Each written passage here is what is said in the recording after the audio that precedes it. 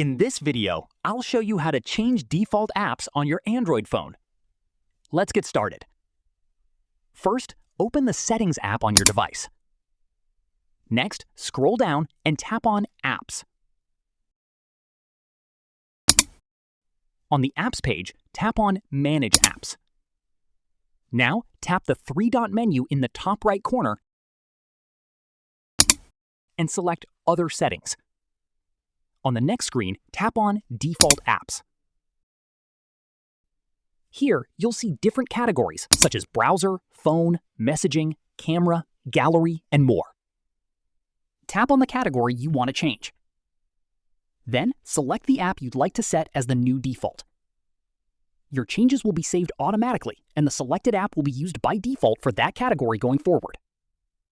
Changing default apps allows you to customize your Android experience and use your preferred apps for browsing, messaging, calling, and other everyday tasks.